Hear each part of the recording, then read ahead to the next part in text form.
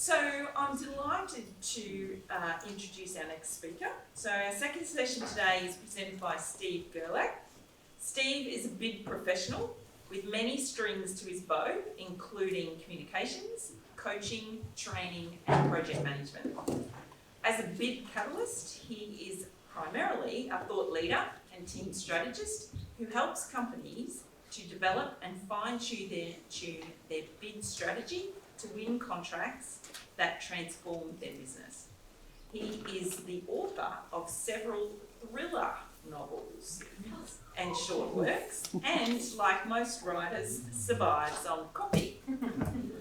Please welcome Steve.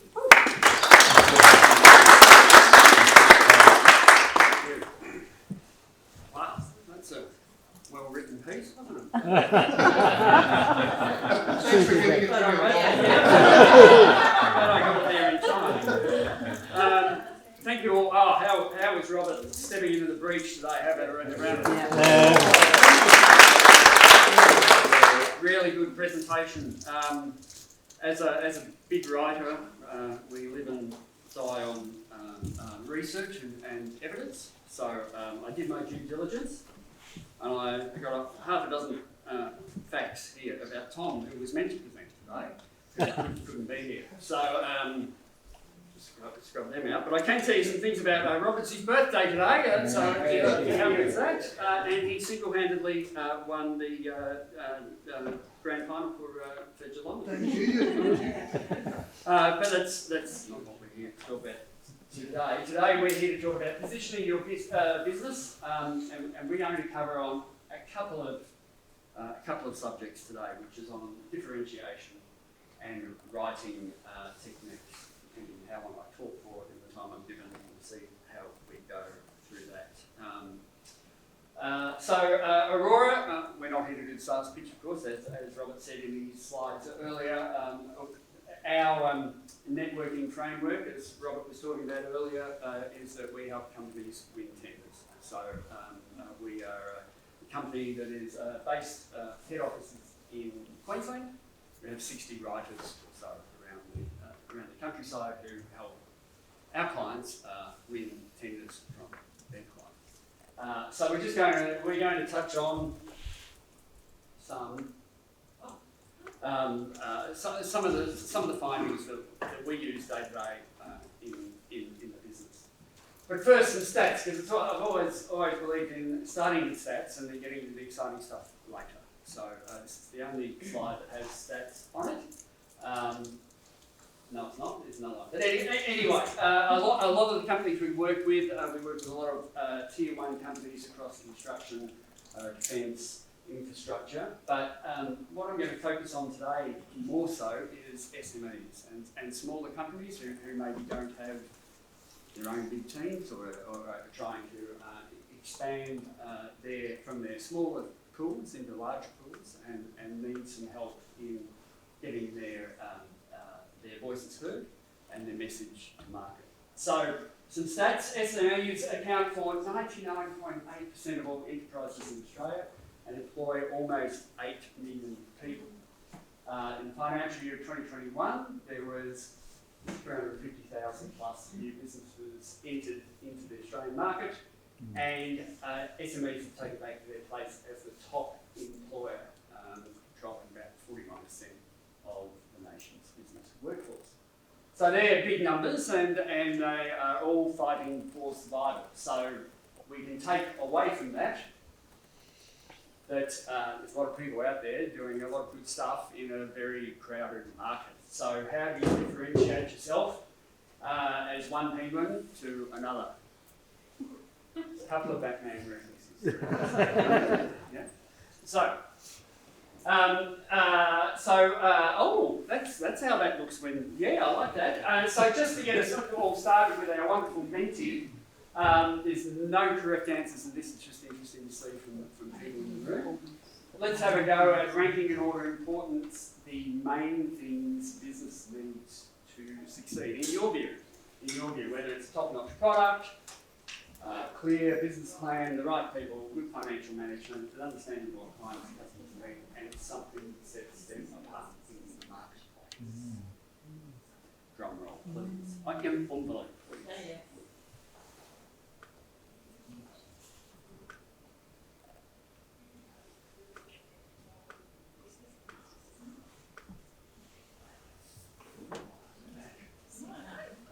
It's not there. Oh,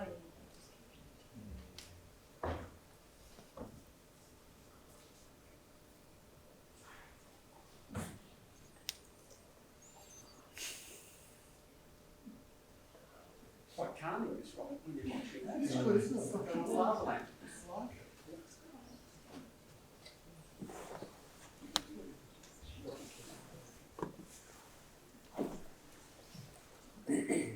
Now, Panda, what I did.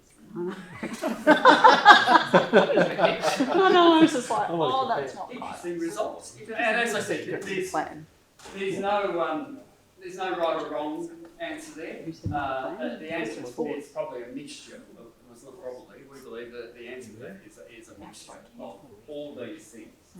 And understanding what clients and customers need up there in the first place is looking pretty good. It's looking like Geelong. Financial management's looking like North. Yes, so it's just interesting to see what people in the room think. It's very good that the majority of people seem placing first the understanding of what the customer and the client needs, which is something I'll get to in the second part of the presentation. So well done us, good job. Yes, and if there's any CFOs in the room, sorry about that.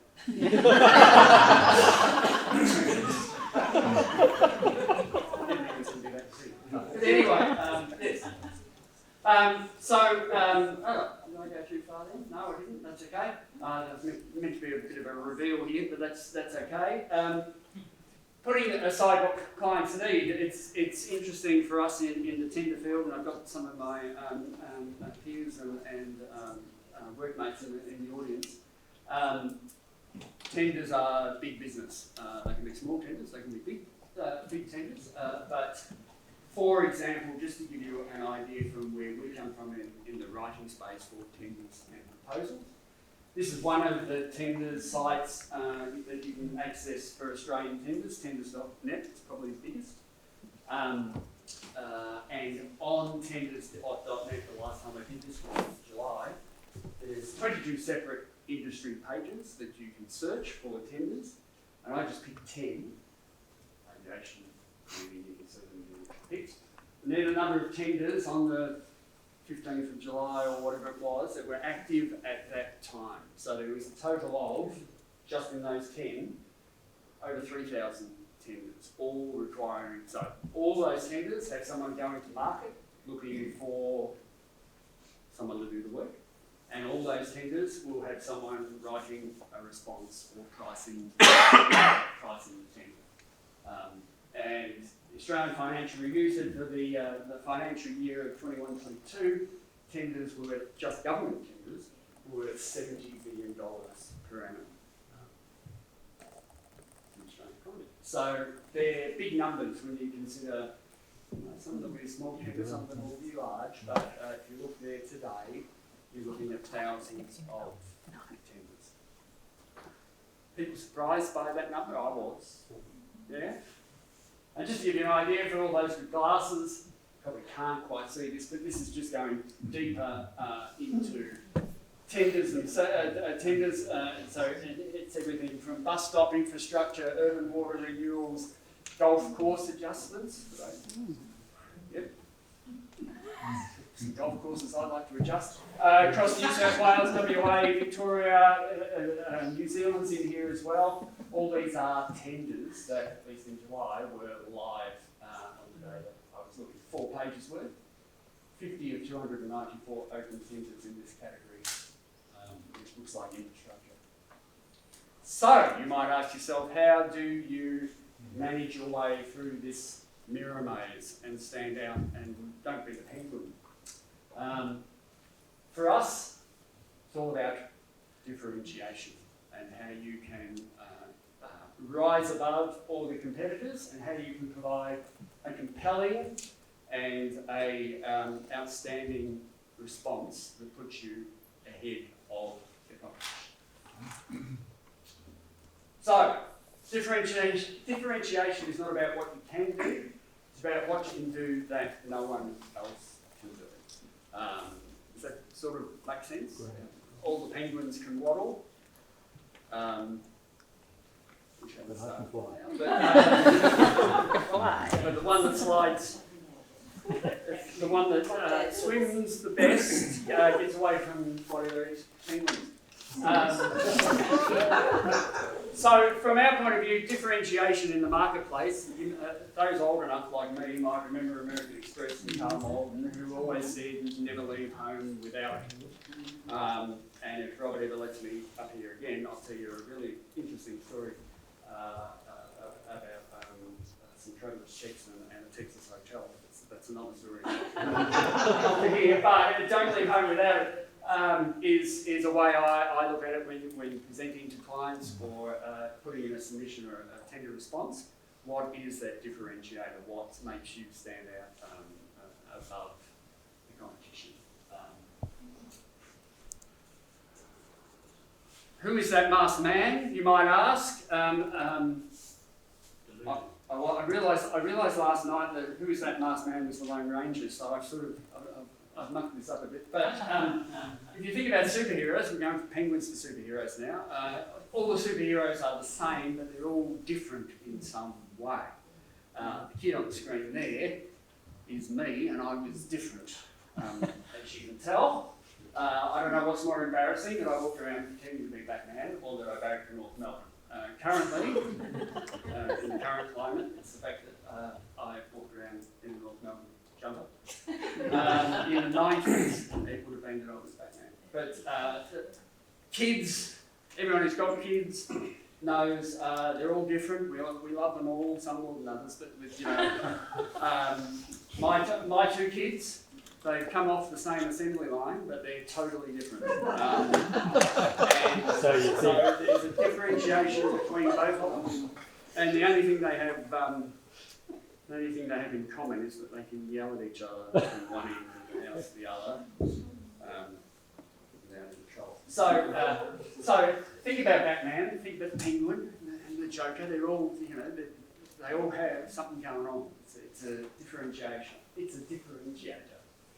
I will tie this back. So when you think about differentiators, it can include things such as location and provenance of your business, sustainable manufacturing, rarity of ingredients, colours or materials, new technologies, clever processes. And that's not promising these things, it's not promising notions, it's showing what you have and how you have them that beat the competition.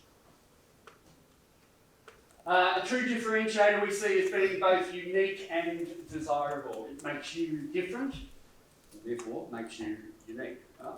And it's also, the important part, it has to be something that the client actually wants. No use being able to swim as a penguin. It just needs to be what the client wants. We're going to stop the whole penguin thing. So it must be something the client's after. Otherwise, whilst it's a differentiator, it's not a unique selling point for them or something they want. And sometimes in tenders, and we work all around the country with all different types of companies who are tendering. Sometimes that's very hard to get them to understand.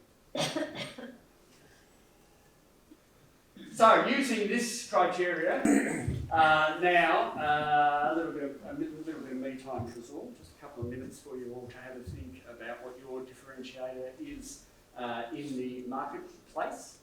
Do you have a clear understanding, do you have a clear handle on what your differentiators are and how you provide them to the marketplace?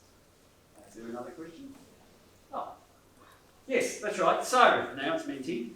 So we've all thought about that? Yes, good. Think about your most recent sales activities and did you actively, I'll come back to the last slide as well, did you actively have and capitalise on your differentiator? There's a couple of different options. Yes, we've done our research and have positioned ourselves to stand out from our competitors. Well done.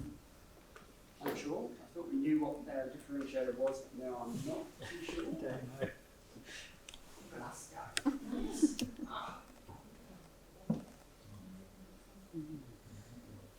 Oh, yeah, outsourcing. Yep. Oh, this is good. This is good.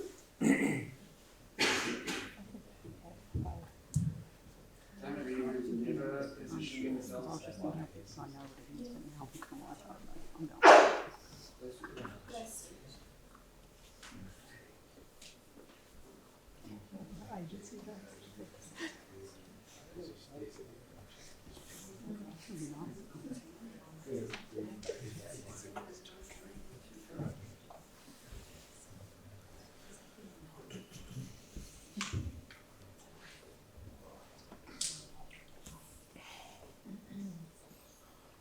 Let's go through the 30, oh yeah, 33. Let's see if I'm going to see that. Yes. That's a good, strong result, which is really pleasing to see. Really pleasing to see. Could be preaching at university, which is good. It's how you need the differentiator. If you know how to, if you can capture what your differentiator is and how you stand out from your competitors, that's half the battle to raise you from part of the competition to a winning spot. Nice. Go us.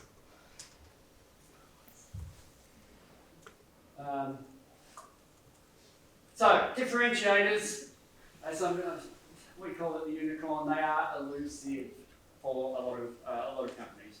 To position your business, you need to be able to identify or at least carve out from your offering what those differentiators are and can be.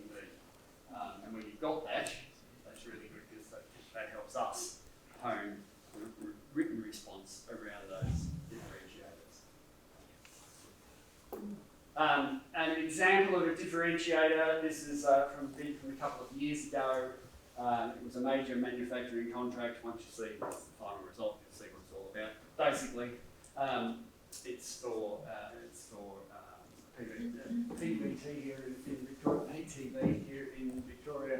State wanted to procure a new fleet of trains, be highly reliable and perform at first-class levels of availability. Yeah, usually get a little bit of a laugh. Yeah. That's what the state was after.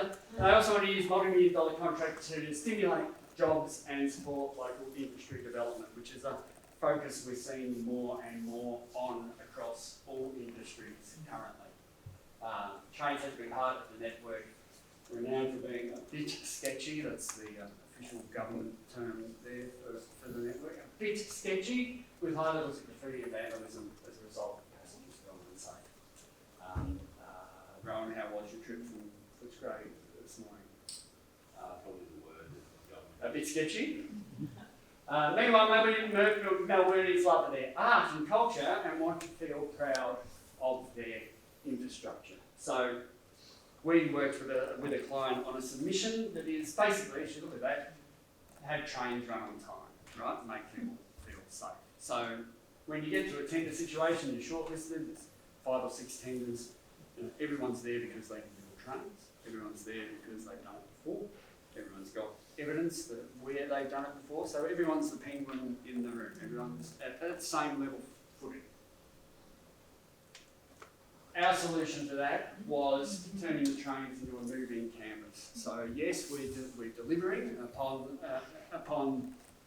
the requirement, but it's not so much about we'll deliver X number of trains by this time with this price.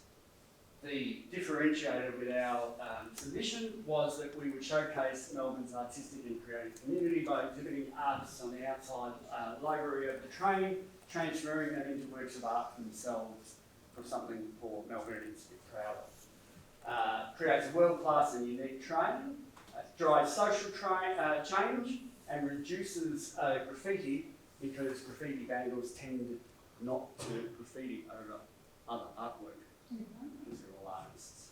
So that was our pitch and that was the differentiator. So hooking into Melbourne as an art capital, hooking into Melbourne as the pride in what we do and how we do it, and delivering that on trains.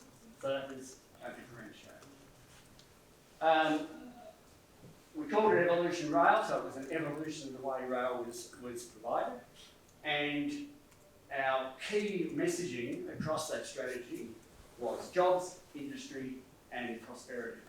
And because it was Evolution Rail, that was the name of the joint venture, we did a rule of threes, as we call it, which is a repetitive use of something 3 times.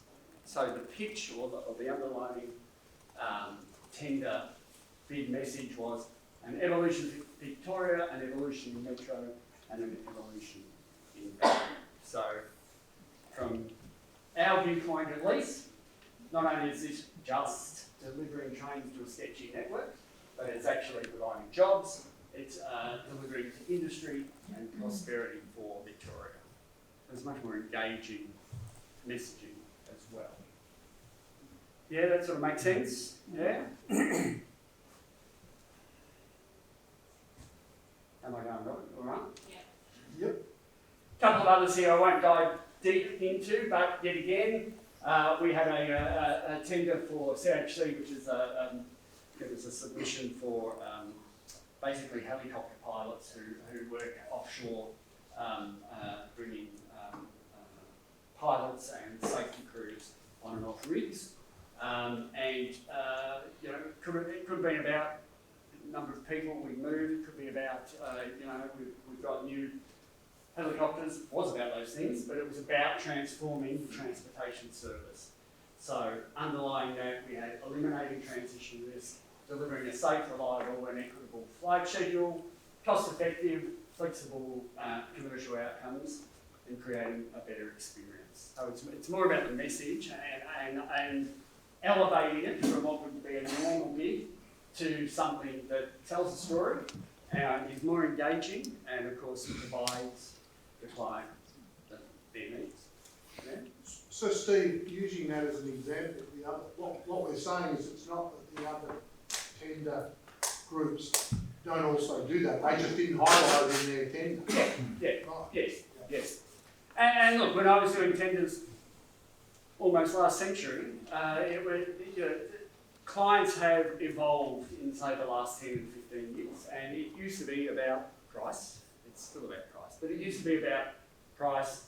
Certainly with governments, it used to be the quickest to the bottom. You'd have a low price. They'd ask you to do a BAFO, which is the best and final offer, where you had to sharpen your pencil because they knew everyone would put too much margin on it. Price, then you do, so you go in with a cheaper price, then they pick 2 people and ask you to do a second round of BAFO, you have to cut your price again. Those days tend to have gone.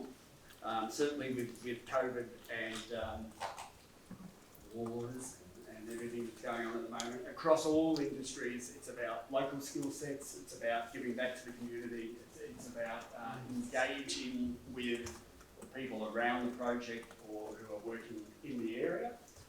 It's much more about price. It's always important, yes, but in the end, it's the story you tell and the differentiators you carve out that engage with those who are the evaluation panels. One more, it's the same thing. One more, it's the same thing. Sydney's train, world-class homegrown growth. It was obviously another train solution. Key to the government's requirements was it had to be delivered by June 2018. They wanted exceptional performance, detailed, credible, informed, simple, seamless, and certain were words we used all the time. And we were very big on relationships, both locally, state, and federally, that created value.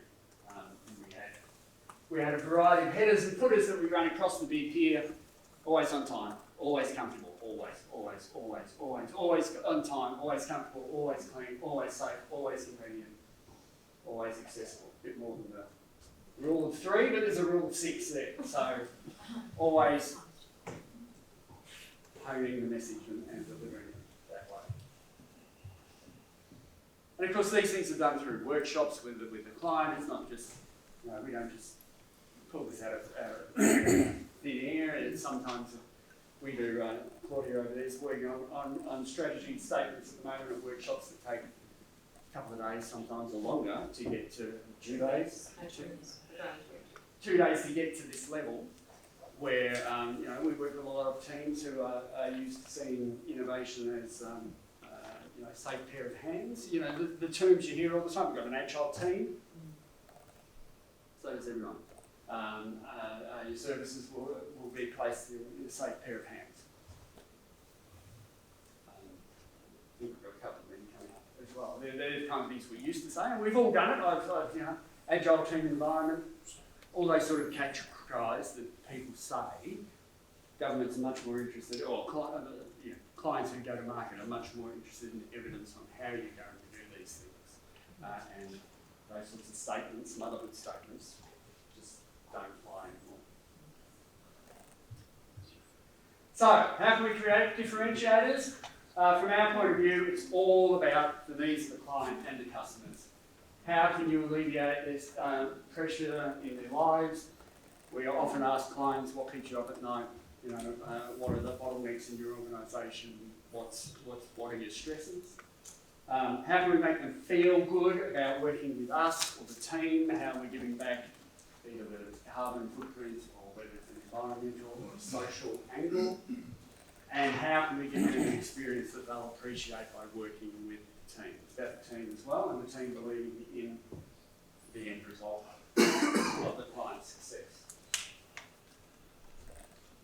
So, and sometimes differentiators don't exist. We work with companies who price things, and they might do 15 tenders a quarter or more, and they price it. And I used to work for an organisation that would say, keep answering the tenders, we'll luck into a couple. Our differentiator was if we did enough of them, someone would buy us. And we usually found that they buy us because we stuffed up the price. We were doing so many that badly, so they picked us. We were very excited, and then we had to do variation after variation after variation. I won't say who that company was. Still around. So for your next sales bit or activity, try to think of, this is what we use to help these clients, 2 initiatives you could develop that would help you differentiate your business. So it's not what you're already doing. What are some next level opportunities or projects that are something that your client and customer is interested in? And this is about knowing the client as well. How can you differentiate your tender from just being in there with the pack to being the winning tender? Does all that make sense before we get into sharpening your writing technique? That's me this morning when I was working on tending. This isn't real, that is. Any questions? So, yes? Steve, so in terms of providing, tender services, but do you provide a copy for, or copy services for websites and or pitch decks? Yeah, so we're Aurora Marketing, and we certainly have. We provide the whole gamut. If it's written, we can do it. So whether it be a social media campaign, whether it be grants, we're focusing on tenders. Well, we're actually focusing on differentiators that work across social media campaigns, tenders, awards, grants, all those sorts of things. Marketing copy, yes, we do that. Yep. It's the same technique. So is this about sharpening the writing technique. Any other questions? So what I'm about to show you, you might go, yeah, but you'll be surprised how many companies and businesses don't do this. So we talk to a lot of people, and what does the client care about when you're writing a submission? They care about us. They want to know about our people. We've got 300 people around the countryside who can help you. They want to know about our experience. We've been around for 120 years, and we're really good. And they want to know about our capability. It's everywhere. Oh, stacks of it. It's coming out of my pockets. That's how much capability we've got. They want to know about performance. We haven't killed anyone in the last 3 years. They want to know about our business structure. Here's the org chart. It goes over 3 pages. Sorry about that, but this is the guy in Singapore, and this is the guy over there. They want to know all about this. And they want to know about our history. Oh, well, we started in 1847 in Mexico. So, evaluators have to evaluate these tenders. We have a program called Behind Closed Doors where we talk to evaluation panels across industry and we ask them questions about what they are looking for when they're evaluating tenders. And if you consider they might have, in early stages before we go to shortlisting, maybe 10, 12 of the tender you submit, there's 9 more of them. Things like this, or then, and they mark, you're compliant. Yep, you've been around for 120 years. Well done. They don't look for this. 10 years ago, 15 years ago, oh, I'm guilty of all this. Guilty of all this. Steve Gerlach, Proprietary Limited, is thrilled to be able to provide you with this tender submission. Our team has been working for hours to provide, to fill this in. We would love to discuss this further with you. Formed in 1847, we have. So I've done it countless times, but times have changed. What clients actually care about now, what evaluators are looking for, is an understanding that you get them. You understand their project, you understand their objectives, usually quite clearly outlined in the bid documents. Their risks and challenges, their opportunities, how their sector works, how their industry works, and things that impact them. So usually it's in the tender documents. Usually you can read about it on their websites or annual reports. It's there, it's in plain sight, but it's surprising how many people don't attack tenders from this point of view. When we're asked to review tenders, one of the first things we do is a word search across tender documents for our client who is submitting the tender. And we count up how many times we are mentioned, and then we count how many times the actual tenderer is mentioned. You usually find it's about 3 to 1 that companies talk about themselves. And we try to pole shift that and flip it so people understand you're going to be talking about the client. Well, these are the examples. Let's go. So Gerlach Proprietary has been there for 70 years. So how does that help the client? We have 300 locations around Australia. We can be trusted to deliver, and we're a market leader. And I've written all those. We've all written all those. But how does that make you different? You might have the evidence. You've got 70, don't have it up there. A good one we used to do was, we had over 147 years experience in our team. How are they going to help? Well, one bloke's in Hong Kong and the other bloke's dialing in from Majorca. Doesn't help me when I'm doing a train station in Footscray. So, we share these slides, right? So you don't have to take notes. These are the kind of things we always look for. Whose name appears first? Always the client's name and the client's objectives need to be first and foremost. Show that you understand what the client wants. Whose name appear more? I just said about that. Who's the hero of the story? Is it us because we're fantastic, or is it the client who's trying to build the suburban rail network, for example? Is our corporate information, which is still important, but is it used in an important way? I've been guilty of stuffing folders for years of annual reports and the environmental studies because volume 3 looking really big. It's just not looked at these days. So it has to be justifiable as part of our solution. And have we focused on things we'll do for the client as opposed to just the things we do? If that makes sense. So we have checklists like this we can give them to clients. So if we share the slides, we'll have them as well. They're really good ways when you're reviewing documents too to have a checklist of making sure you've covered these things off. Killer phrases, these are the ones that just kill reviews, review panels. Value for money, certainty of delivery, safe pair of hands, proven partner, world-class provider. I had a dog for every time I written one of these.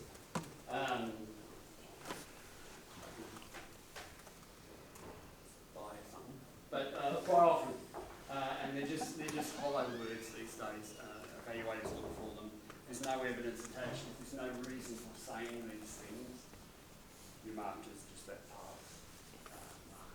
So, always remember that two basic principles that we live by. The formal written submission is sometimes the only way your client can actually assess you. They might know you, they might have met you at networking events, they might know who you are in the industry, but with procurement teams and certainly government tenders, it all comes down to the written submission, pricing, solution, etc. So a compliant response is just a starting point, it's not a finish line. Some red flags that we see and that we're hot to trot on when we're working with clients is subject matter experts or people on the client side who say, just answer the question, or this is a compliance question, so just use this from a previous bid. It's a tick the box exercise, or someone who might review something and say that's good enough. Are red flags to us that we need to elevate what we're doing. Good corporate clients that we work with are asking questions like, all right, we've got it to this level, how do we go beyond business as usual? How do we win this? It's a competition, it's not a test, so how do we win this? What more would the client want to know? How do we demonstrate that better, further, more, etc.? Yes, a lot of people see tenders as a test. Just answer the question, we'll get to the next stage, we'll get to the table and then we can discuss it with them. It's not what it's about, it's a competition. There's always only one winner, and to be that winner, you need to be not the penguin in the pack.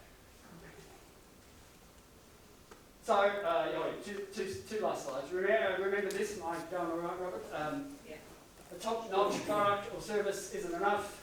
You need to identify your differentiator or create it with a client and customer in mind, and then use it to position your business and develop your marketing around that bespoke each time. The same cookie cutter approach doesn't work for each tender. And if you get nothing more than the fact that you're on this birthday, it's to remember it's all about your client. It's not about you, it's about their needs, their wants, their requirements, their outcomes.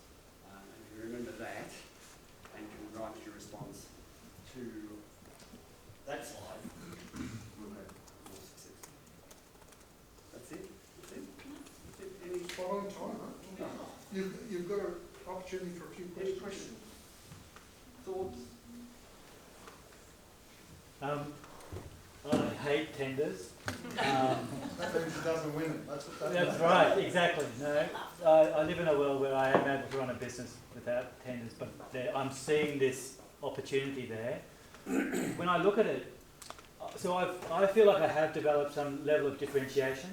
When I look at tenders, I hate them because they tend to go on price. They actually squeeze the differentiation. What makes me different to the others? It tends to makes me look like all my other competitions when I know I'm not. It's very difficult to work through these tender processes and come out showing a difference, because they actually mark against that and they kind of work against that in some ways. There's an exception to every rule, and I've often said if I'm in procurement, if I was working in procurement, so forget everything I've just said here because I'm working on the other side and I'm selling to customers. If I was in procurement and I had my way in running tenders, every tender would be in an Excel spreadsheet with a word-limited thing. And anyone who's worked on tenders, and these guys know, anyone who goes, oh, we got a new tender, it's in an Excel spreadsheet, we all go like this. Because it handicaps the opportunity to show your differentiator. And I totally get where they're coming from, because they want apples for apples and they want to be able That's to right. They want apples for apples, and you're not an apple. Yeah, so totally get it. So I've got my procurement hat on. That's what I make. That's what I make these guys do. 500 word answers in an Excel spreadsheet, which breaks every time you try and put something else in there. That's how I do it, because I get my metrics that I can run to whatever you do with Excel and make it happen. But taking it off, because we hate that. They can make it very, it might be 500 word answers, it might be use our template, it might be don't use it, it might be a certain font, it might be don't use graphics. There are certainly exceptions to the rule where they make it show your differentiator. And usually, it's because they're after a price-driven response. That might be the one to avoid then. Or not. Oh, well, no, if Yeah, you know, if someone just wants to shop on price, yeah, then yeah, I'm not the cheapest, therefore I'm not doing it. if you're not going to go to the dive to the bottom, you probably shouldn't be going on the tender. So do you advise companies, we've been asked to do this tender, what do you think we should do? Do you think we should submit or not? Do you have a look at it based on your background experience to see if it's worth it or not? Yeah, we often say, and I work for companies who will go in on a Monday morning and look at tenders.net and see what's dropped, and then go, all right, we've got 3 new tenders, and this is part of this company that said if we submit enough, we'll luck into a couple. If it's once it's released to the market, if that's the first you know about it, then you haven't done BD, you haven't engaged with the client, you don't know what the client wants, and we would advise that you don't go for it because you're only going to put in a compliant response. And you can argue one way or the other if that's the way to go, but we try to have strategy workshops before tenders come out, so we can work with clients who have been working with customers to understand their needs. And then we are literally, when the tender comes out, the whole team's ready to switch on. We've got our strategy statements, we've got our win themes. We check it against the tender. There might be something we're surprised by, or the client's surprised by. We've got to read something wrong somewhere along the line.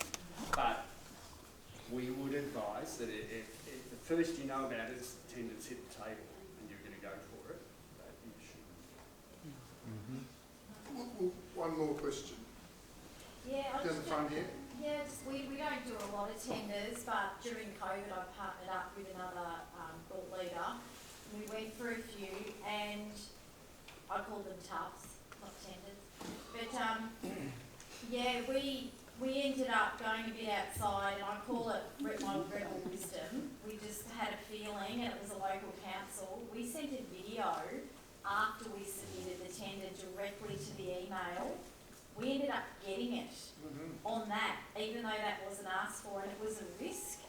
But we did a bit of a sort of positioning matrix video of the 2 of us, what we've done, what we can bring, and that worked. I mean, it might not have, but I think we sort of had that lens. If we don't get it and they don't like the creativity, it's probably not our ideal client anyway.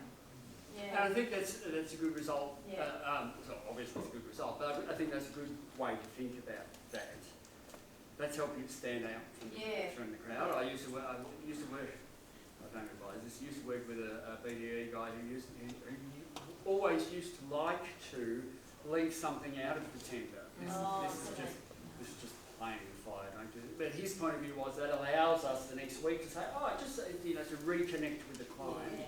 He didn't last long. His point was, it helps us reconnect with the client. But what you've done there is above and beyond. You haven't left anything out from the tender where an evaluator can go, well, where's the environmental thing? They're marked off. Through COVID, we used a lot of QR codes for video content. We used a lot of social media, at least social media. QR codes now, everyone knows what they are. 5 years ago, QR codes were almost dead. Now they're back. Certainly, if in page-limited responses, if you can have a QR code that if they're interested, sends you to a video, so it's not a word count. There are ways of being creative like that to do those sorts of things, and then that's a personable thing. They may not look at it, but you would say you're compliant, but they might go to it. And Robert, I'd like to talk to him more about that because he's hit on our 10 pegs about what we really want for this bid. Glad I watched that, and then you can track who's watched it, where they're from, how long they watched it, whatever. Yes, sorry. No, that's fine. No, I'm just very conscious of the time. Can you put your hands together?